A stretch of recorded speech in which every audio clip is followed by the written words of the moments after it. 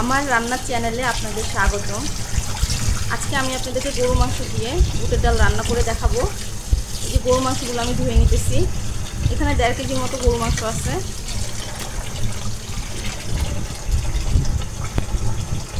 আমি আজকে 1.5 কেজি গরু মাংস দিয়ে বুটের ডাল রান্না করে দেখাবো। এখানে প্রয়োজনীয় উপকরণ আছে, যেমন এই যে অ্যাঙ্কার ডাল নিচ্ছি, এখানে কাঁচামরিচ, টমেটো, পেঁয়াজ, আর প্রয়োজনীয় মাংস রাঁধতে যেসব উপকরণ লাগে ওগুলো এলাচি, দারচিনি, তেজপাতা, শাঁসা। পাতিলে বসে পাতিল যখন গরম হয়ে যাবে তখন আমরা তেলটা ঢেলে দিব।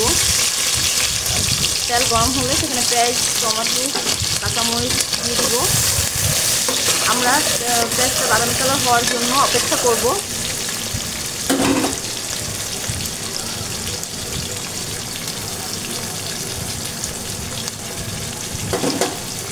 আমরা একটু নাড়াচাড়া দিয়ে নিব।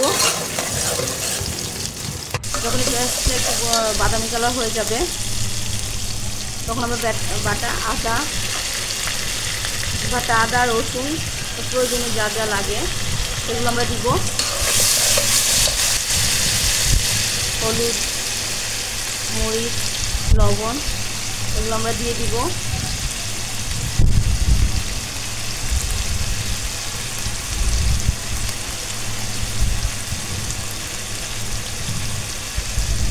দিয়ে আমরা একটু আবার নাড়াচাড়া দিয়ে নিব।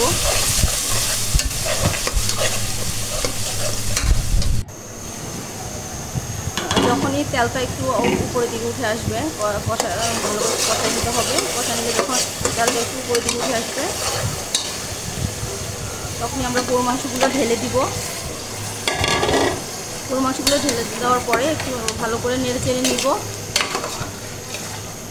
গরু মাংস একটু কষানিতে রেখে দিতে হবে।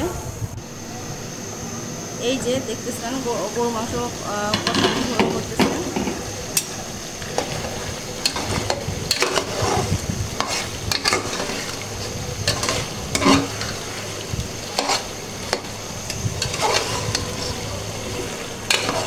ভালো করে একটু গরু মাংসগুলো নেড়ে চেড়ে আমি ভালো করে একটু কষাই নিতেছি।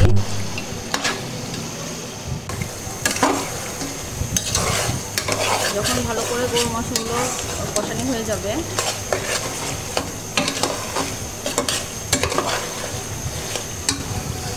তখন আমরা পানি ঢেলে দিব একটু।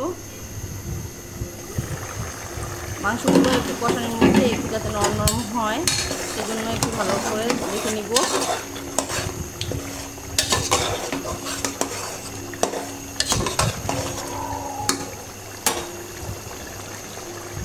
কষানি হয়ে যাবে তখন আমরা এই বুটের ডালগুলো মাংসের মধ্যে ঢেলে দিব। আবার একটু ভালো করে নেড়ে চেড়ে দিব। এই যে কষাইতেছি।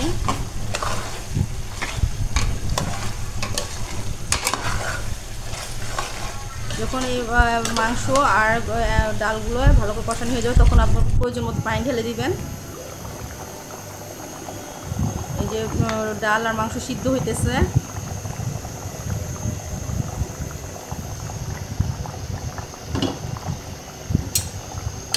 একটু নেড়ে চেড়ে দিব। আমাদের এই যে রান্না হয়ে গেছে। আমি এই যে অনেক সময় ডাল জাতীয় জিনিসে আমার বাগার দিতে খুব ভালো লাগে, খেতেও মজা লাগে। সেজন্য যার যার ইচ্ছে, কেউ কেউ বাগার দেয়, আবার কেউ কেউ বাগার দেয় না, কিন্তু আমি সচরাচর ডাল জাতীয় জিনিসে বাগারটা দিয়ে থাকি। আমার কাছে খেতে খুব মজা লাগে।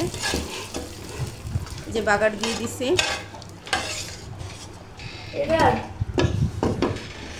রান্না হয়ে গেছে। বাড়ি সাদা বাড়ি ডাইনে দ্বিতীয় তাকে এখন আমি ঢেলে নিতেছি। এই যে রান্না শেষ।